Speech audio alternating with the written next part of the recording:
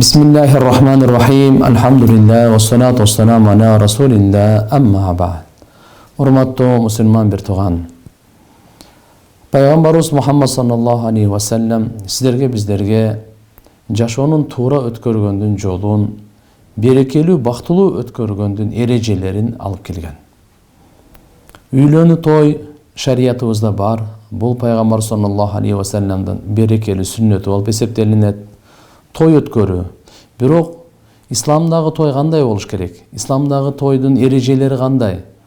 Алла Таала разы боло турган, дүйнөдөгү, ахиреттагы оңоло турган ал той кандай? Пайгамбар саллаллаху алейхи ва саллям бир жолу Абдурахман ибн Ауф радыйаллаху анхуну көрүп калды. Көчөдө Абдурахман ибн Ауфтун көйнөгүндө ушундай сары түстүү, ушундай атыр көйнөгүндө бар эле.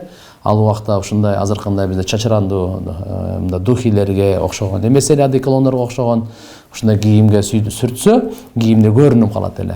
Ошо үйлөнгөн адамдар ушундай кылып сүртүп коет экен. Ал айтты, ушундай мен үйлөндүм я Расулулла депчи.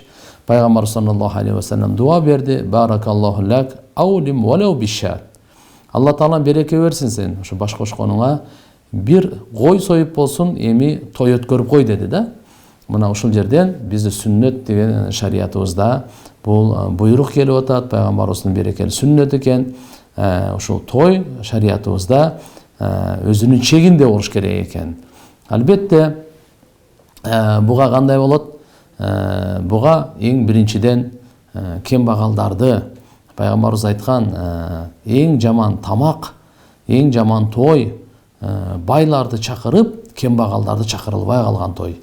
Ошондуктан списокто эң биринчи тизмеде биз кембагалдардын ошо ким ошолор тойго келет, оларды жазышыбыз керек экен. Байларга күн сайын эле тойда, кембагалдарга кээде той болуп эсептелип калат. Ошондуктан биринчи тизмеде кембагалдар, андан кийин байларды кошуп койсо деле эч нерсе эмес ага. Кандай болбосун, биз исрапкерчиликте болбош керек. Жөнөкөй исламдагы той болсо жөнөкөй той болот. Шариятыбызда албетте бул дагы бир жашоонун бир курсанчылыгы, курсант болуп өтүш керек. Даф деп пайгамбарыбыз Мухаммад алейхиссалам мындай барабандын бир жак эмеси, мындай териси бар, экинчи жагы ачык. Ушундай даф деген музыкальный бир инструмент деп айтсак болот. Ошого мисалы уруксат бергени айтылынат да.